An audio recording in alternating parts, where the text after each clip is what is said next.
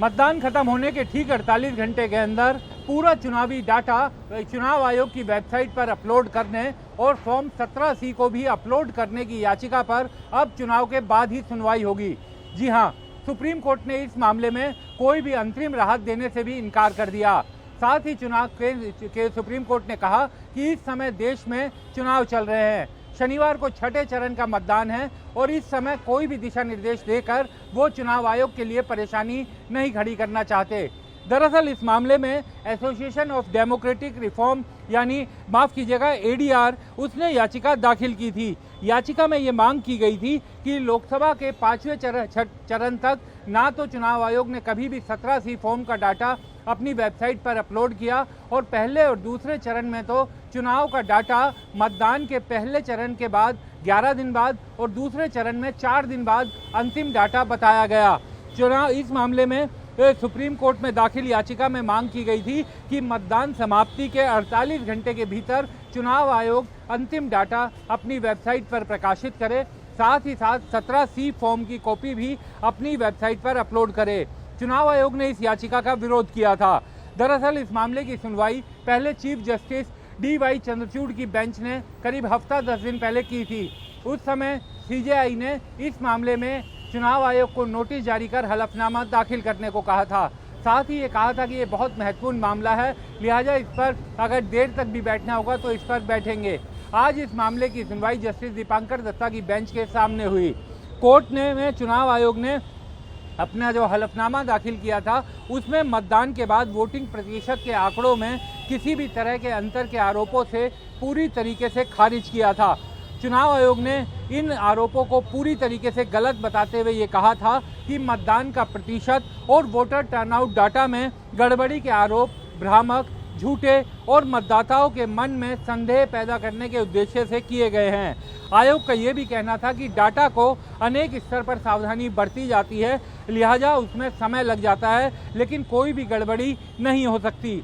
और चुनाव आयोग ने आज जब सुनवाई हुई तो चुनाव आयोग की तरफ से दलील दी गई कि इस मामले में मई में ये याचिका दाखिल की गई। EVM को लेकर सुप्रीम कोर्ट ने याचिका खारिज की थी। उसके बाद इन लोगों ने एक दूसरी याचिका तैयार की ताकि चुनाव आयोग को पर इस समय सवाल उठाए जा सके जब देश में आम चुनाव चल रहे हैं। चुनाव आयोग की तरफ से ये भी कहा गया कि आमतौर पर जब भी चुनाव होते हैं तो इस तरह की याचिकाएं डालकर मतदाताओं के मन में एक वहम डाला जाता है, एक संदेह पैदा करने की कोशिश की जाती है। इससे पूरी चुनावी प्रक्रिया बाधित होती है क्योंकि मतदाता के दिल में वहम आ जाता है और उसके कारण उसे शक होने लगता है कि कहीं कोई गड़बड़ी हो रही है। आज की सुनवाई के दौरान चुनाव आयोग ने यह भी कहा कि सुप्रीम कोर्ट भी कह चुका है कि चुनाव के दौरान मतदाताओं में अविश्वास पैदा नहीं करना चाहिए। चुनावी प्रक्रिया पर सवाल उठाकर बार बार जनहित के खिलाफ काम किए जा रहे हैं और इस बार ये कहा गया कि पहले और दूसरे चरण के मतदान में शुरुआत में 5 से 6% का फर्क था, जो बाद में बढ़कर 5 से 6% बढ़ गया। चुनाव आयोग ने कहा कि ये बिल्कुल गलत बात है। जो शुरुआती डाटा आए थे और जो अंतिम डाटा रहे उसमें महज 1 से 2% का ही अंतर है। और जिस दिन सुप्रीम कोर्ट ने EVM वाली याचिका खारिज की थी उसके बाद से ही ये याचिका तैयार करने में ये लोग जुट गए थे। कोर्ट ने भी सुनवाई के दौरान कहा कि कल छठे चरण का मतदान है, हमें लगता है कि मतदान के बाद ये मामला सुना जाना चाहिए, यानी चुनावों के बाद ये मामला सुना जाना चाहिए। सिंघवी, अभिषेक मनु सिंघवी जो इस मामले में पेश हुए थे, उन्होंने कहा कि देश में 543 लोकसभा सीट है और 10,37,000 के करीब फॉर्म 17C भरे जाते हैं। चुनाव आयोग चाहे तो ये कर सकता है, लेकिन सुप्रीम कोर्ट ने अपने फैसले में ये कहा कि अब कल जब शनिवार को जो छठे चरण का मतदान होना है, जिसके बाद सिर्फ एक चरण बचा है, ऐसे समय में कोई दिशा निर्देश वो नहीं देना चाहता और इस मामले की सुनवाई अब वैकेशन यानी छुट्टियों के बाद ही होगी, यानी छुट्टियों के बाद अब चुनाव के बाद ही इस मामले की सुनवाई हो सकेगी। अब आपको ये बताते हैं कि दरअसल इस मामले में ADR ने अपनी याचिका में क्या कहा था। एसोसिएशन ऑफ डेमोक्रेटिक रिफॉर्म ये एक बहुत ही प्रतिष्ठित संस्था है, चुनाव आयोग के लेकर कई याचिकाएं दाखिल कर चुका है आज तक और कई बार केंद्र सरकार सुप्रीम कोर्ट ने इनकी याचिका पर सुनवाई करते हुए कि चुनाव आयोग और बाकी संस्थाओं को कई निर्देश भी जारी किए हैं। याचिका में कहा गया था कि वोटिंग आंकड़ों में गड़बड़ी का आरोप था और ये कहा गया कि मतदान के बाद कई दिनों तक आंकड़े जारी नहीं किए गए। पहले चरण का डाटा मतदान के 11 दिन बाद और दूसरे चरण का डाटा मतदान के 4 दिन बाद जारी किया गया। ये भी कहा गया कि शुरुआती और अंतिम डाटा में करीब करीब 5% का फ़र्क है। अब हम आपको ये बताते हैं कि आखिर ये फॉर्म 17C क्या है, जिसे लेकर ये याचिका दाखिल की गई थी और ये कहा गया था कि 17C का फॉर्म भी अपलोड करे। दरअसल 17C का जो फॉर्म होता है वो अपलोड चुनाव आयोग की वेबसाइट पर नहीं होता। जब भी मतदान होता है तो मतदान केंद्र पर पोलिंग अधिकारी के पास 2 फॉर्म होते हैं, एक 17A और एक 17C।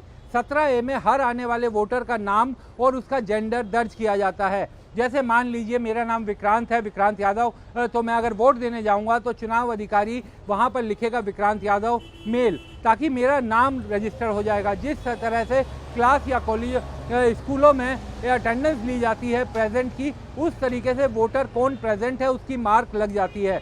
17C ये बाद में तैयार होता है जब वोटिंग पूरी हो जाती है और उसमें 17C में जो कुल वोटर टर्नआउट होता है उसको दर्ज किया जाता है और ये लिखा जाता है कि कितने मेल आए, कितने फीमेल आए और अदर्स कितने हैं। तो उसका एक डाटा, यानी कि हर बूथ पर कितने वोट पड़े, उनका नाम भी होता है, उसमें टोटल संख्या भी होती है। जो टोटल संख्या होती है वो 17C में डाल दी जाती है।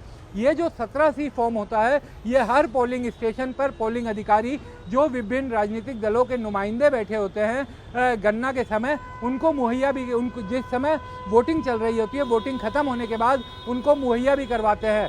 यानी हर पोलिंग स्टेशन पर जो राजनीतिक दल के प्रतिनिधि होते हैं उनको ये पता होता है कि हमारे बूथ पर कितने वोट डले। तो अब मांग ये थी कि ये 17C पूरे देश भर के चुनाव का एक अपलोड डाटा किया जाए।